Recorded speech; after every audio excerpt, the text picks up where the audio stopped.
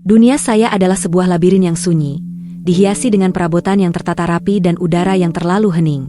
Di usia 40 tahun, saya, Rima, telah menjadi janda selama 3 tahun. Perceraian saya dengan Surya meninggalkan saya dengan kekayaan yang cukup, tetapi juga kekosongan yang mengerikan. Saya hidup dalam ketenangan yang steril, sebuah rumah yang terlalu besar untuk satu orang, di mana setiap detak jam terasa seperti tuduhan atas waktu yang terbuang sia-sia. Surya, mantan suami saya, adalah pria yang teratur dan kaku. Keintiman kami adalah rutinitas yang dingin, sebuah kewajiban yang dilakukan dengan perhitungan. Setelah ia pergi, saya menyadari bahwa saya tidak hanya merindukan sentuhan, tetapi saya merindukan kekacauan, gairah yang berani, sentuhan yang tidak terduga, sesuatu yang jujur dan tanpa perencanaan. Saya adalah sebuah danau yang tenang di permukaan, tetapi di bawahnya, gelombang kebutuhan yang lama terpendam siap menerjang. Saya haus akan kehidupan. Sore itu, Jakarta dibungkus oleh ketenangan yang mematikan setelah hujan singkat. Saya duduk di ruang tengah, membaca novel yang tidak menarik, mencoba mengisi waktu sampai malam tiba. Semuanya terasa datar, abu-abu, dan sunyi. Tiba-tiba, suara benturan keras memecah kesunyian. Itu bukan suara biasa. Itu adalah bunyi kayu yang patah, diikuti oleh erangan yang tertahan. Jantung saya langsung berdebar kencang, sebuah alarm yang telah lama tidak berbunyi. Saya melompat dan berlari ke pintu depan. Saat saya mencapai ambang pintu, pintu itu terbuka paksa. Bukan oleh perampok, tetapi oleh Dika. Dika. Saya mengenalnya. Ia adalah salah satu anak SMA dari sekolah di seberang kompleks perumahan. Saya sering melihatnya lewat, tinggi, kurus, dengan postur tegap yang dipenuhi energi muda. Kini, energi itu diubah menjadi ketakutan murni. Seragam putih abu-abunya robek di bahu, wajahnya pucat pasi, dan ada garis darah mengering di pelipisnya. Ia tidak melihat saya sebagai seorang janda terhormat, tetapi hanya sebagai jalan keluar. "Tolong, Bu Rima. Mereka mengejar saya. Tolong." Suaranya serak karena lari, dipenuhi kepanikan. Di belakangnya, terdengar teriakan beberapa suara lain yang semakin mendekat, teriakan remaja yang dipenuhi amarah. "Sialan, kemana dia lari?" Secara naluriah, saya bertindak. Saya tidak peduli siapa dia, atau apa kesalahannya. Insting saya, yang telah lama mati, bangkit. Dalam kehidupan saya yang membosankan, kekacauan ini terasa seperti hadiah. Saya meraih lengan Dika, menariknya ke dalam. Lengannya kurus, tetapi ototnya kencang. Sentuhan itu adalah kejutan listrik. Saya segera menutup pintu jati yang berat itu, menguncinya, dan menekan napas. Di luar, suara-suara berisik itu lewat, mencari. Mereka berteriak, mengumpat, lalu perlahan menjauh. Kami berdua berdiri di lorong masuk yang dingin. Dika gemetar hebat, bau keringat dan adrenalin menguar dari tubuhnya. Ia bersandar di pintu, dadanya naik turun dengan napas yang terengah-engah. Kami terperangkap dalam keheningan yang tebal, berbagi rahasia yang mendebarkan. "Terima kasih, Bu. Terima kasih," bisiknya, matanya yang besar menatap saya dengan campuran rasa syukur dan ketakutan. "SSDT. Jangan bersuara," bisik saya, hati saya berdetak kencang, bukan karena rasa takut, melainkan karena kegembiraan yang berbahaya. Saya menariknya, tidak ke ruang tamu yang terang, tetapi ke area servis, sebuah ruang kecil yang dulunya adalah ruang penyimpanan anggur, tersembunyi di balik dinding pantry. Itu adalah tempat yang sempurna untuk bersembunyi. Kami masuk ke ruang sempit itu. Ruangan itu gelap, hanya diterangi sedikit cahaya yang masuk dari celah pintu yang saya tutup rapat. Ruangan itu berbau tanah lembab dan kayu tua. Dinding ruang itu memaksa kami berdiri sangat dekat. Punggung Dika menyentuh dinding yang dingin, sementara tubuh saya hampir menempel padanya. Saya bisa merasakan panas tubuhnya, getaran kecil dari bahunya, dan aroma maskulin remaja yang kuat. Jarak kami kurang dari 1 sentimeter. "Kau terluka," bisik saya, suara saya hampir tidak terdengar. "Tidak apa-apa," jawabnya, tetapi suara getaran dalam suaranya mengkhianatinya. Saya menyalakan senter di ponsel saya, mengarahkannya ke pelipisnya. Luka itu memang tidak dalam, tetapi darahnya sudah mengering, tercampur dengan debu jalanan. Saya membuka tas kecil yang saya bawa dan mengeluarkan tisu. Saya menyentuh pelipisnya.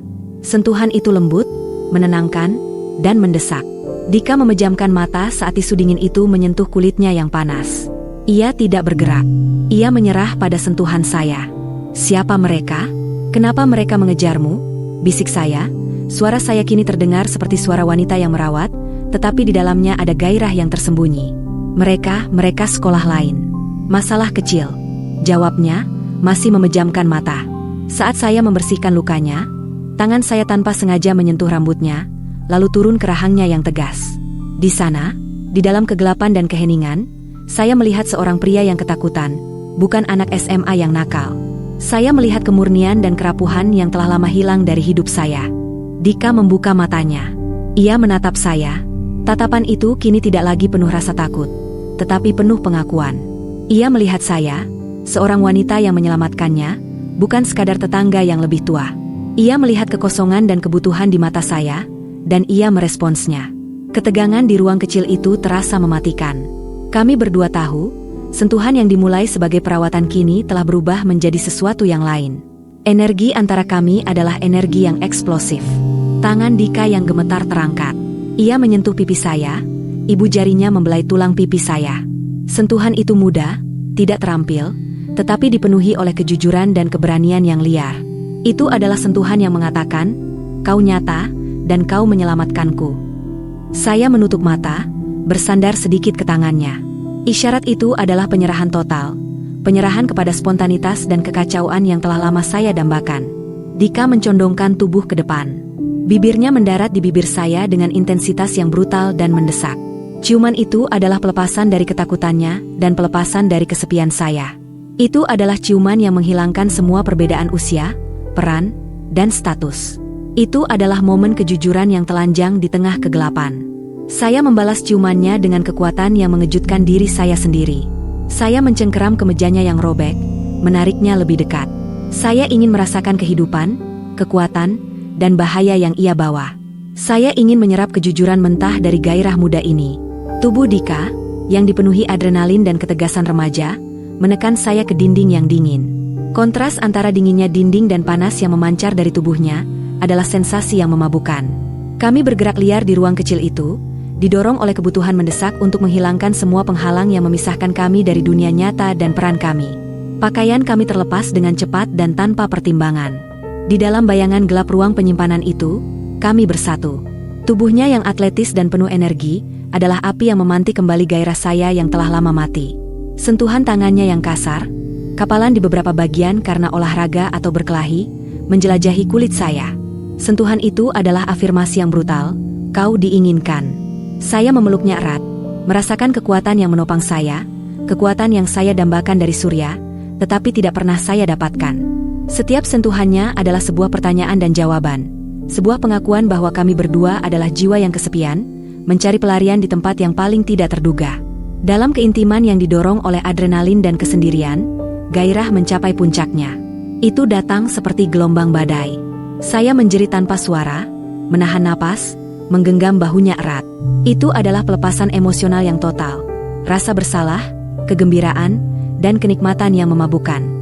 Saya merasa paling kotor dan paling hidup dalam momen yang sama. Setelah semuanya mereda, kami bersandar di dinding, terengah-engah. Dika memeluk saya erat, kepalanya bersandar di leher saya yang basah karena keringat. Kami diselimuti oleh aroma keringat, tanah, dan gairah, sebuah aroma yang terasa lebih jujur daripada semua parfum mahal. "Bu Rima," bisiknya, suaranya dipenuhi rasa bersalah. "SSTT. Jangan ada kata-kata. Ini hanya rahasia kita," bisik saya kembali, mengelus rambutnya yang lembab. Saya tahu saya telah melakukan kesalahan yang mengerikan, tetapi saya juga tahu saya tidak menyesal. Kami merapikan diri dalam keheningan yang tebal. Kami kembali mengenakan pakaian kami dengan cepat. Kembali ke peran kami, janda yang terhormat dan anak SMA yang kabur. Saya membuka pintu ruang penyimpanan sedikit. Keheningan di luar rumah sudah total. Bahaya sudah berlalu. Saya membawanya ke dapur, memberinya segelas air. Wajah Dika masih pucat, tetapi matanya kini bersinar dengan keberanian dan pengetahuan baru. "Kau harus pergi sekarang, Dika, sebelum ada yang melihatmu," kata saya. Suara saya kembali tenang dan dingin, suara seorang wanita yang mengendalikan situasi. Dika mengangguk. Ia berjalan ke pintu belakang, isyarat yang saya berikan agar ia keluar melalui taman belakang. Saat ia berdiri di ambang pintu, ia berbalik. Ia meraih tangan saya, tidak dengan gairah, tetapi dengan rasa hormat yang mendalam. Ia mencium punggung tangan saya, sebuah isyarat yang dewasa dan mengejutkan. Aku tidak akan pernah melupakanmu, Bu Rima, bisiknya. Kau menyelamatkan segalanya. Hati-hati, nak, kata saya, menatap matanya dalam-dalam. Ia pergi, melompat pagar taman belakang dan menghilang ke dalam kegelapan. Saya kembali ke ruang tengah. Buku yang saya baca masih terbuka di halaman yang sama. Namun, saya tahu, hidup saya tidak akan pernah sama. Dinding-dinding rumah yang sunyi itu kini menyimpan rahasia brutal dan manis. Malam itu, saya tidur nyenyak setelah bertahun-tahun lamanya, dikelilingi oleh kesunyian yang mencekik, tetapi di dalam hati, saya menyimpan ingatan yang mendebarkan. Saya tahu ini adalah pengkhianatan terhadap diri saya yang lama, sebuah lubang hitam di tengah kehidupan sempurna saya. Keesokan harinya, saya kembali menjadi Rima, janda yang terhormat. Saya memotong rumput, menyiram bunga, dan membaca buku. Tetapi kini, setiap kali saya melihat anak-anak SMA berseragam melintas di depan rumah, setiap kali saya mendengar suara yang sedikit keras, jantung saya berdetak dengan ritme yang baru.